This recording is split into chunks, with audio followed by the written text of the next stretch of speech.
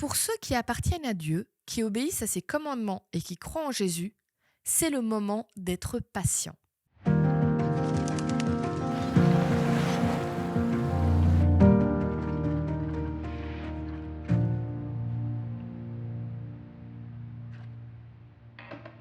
Je voudrais te parler de patience aujourd'hui et surtout de quelqu'un qui, je crois, a vécu, mais de façon très claire, cette idée que pour ceux qui croient en Dieu et qui portent ses valeurs, il faut être patient.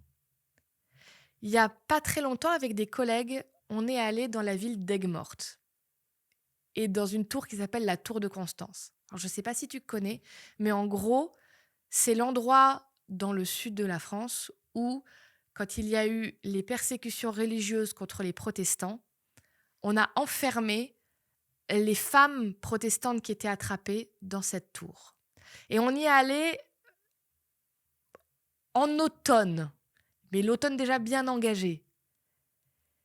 Il faut savoir qu'à Aigues-Mortes, il y a du vent tout le temps.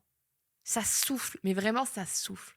Et donc, on a pu expérimenter dans cette vieille tour en pierre à quel point il faisait froid. Et la femme dont je voudrais te parler, elle est assez connue, elle s'appelle Marie Durand. Elle avait 19 ans quand les hommes de l'État sont venus l'arrêter parce que son grand frère était pasteur protestant et il était recherché. Et donc toute sa famille, à ce monsieur, ils les ont arrêtés pour faire pression pour qu'il se rende. Et donc cette jeune fille qui avait rien demandé à personne se retrouve enfermée avec 30 autres femmes dans la tour de Constance.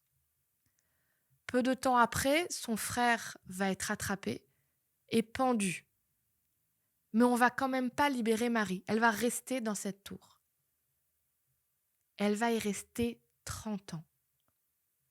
Tu imagines, à 19 ans, on t'attrape, on t'enferme dans une tour glaciale, dans des conditions très difficiles, et tu restes là 30 ans. Et on a les lettres de Marie, parce qu'elle écrivait à plein de gens pour négocier, pour améliorer un peu les conditions de vie de ces femmes. Mais surtout, on sait, parce qu'on a retrouvé des archives, que pendant ces 30 années, avec d'autres Marie, elle va encourager toutes les femmes qui étaient là, faire en sorte que les disputes soient réglées, faire en sorte que personne ne perde courage. On a aussi retrouvé dans une pierre du château marqué «Résister». Et jusqu'au bout, Marie, elle a refusé d'abjurer sa foi, c'est-à-dire de dire bah non, je suis plus protestante, je ne crois plus en Dieu, ou en tout cas, je passe à la foi catholique. Elle a persévéré malgré tout avec patience et au bout de 30 ans, elle a été libérée. Mais pendant ces 30 ans, elle n'a pas abandonné les valeurs pour lesquelles elle se battait. Et je trouve cette femme extraordinaire. Non seulement parce qu'elle a gardé sa foi, mais parce qu'elle a gardé les valeurs qui allaient avec sa foi, même dans les circonstances les plus difficiles. Et pourtant, elle a vu des femmes arriver et repartir de la tour, être libérées bien avant elle. Elle aurait pu devenir jalouse, amère, se dire mais on m'a volé ma vie. Eh ben non. Jusqu'au bout, elle a tenu bon. Alors j'espère qu'on vivra jamais l'expérience d'une Marie Durand. Je ne nous souhaite pas d'être mis en prison. Je ne souhaite pas d'avoir à nous battre comme ça.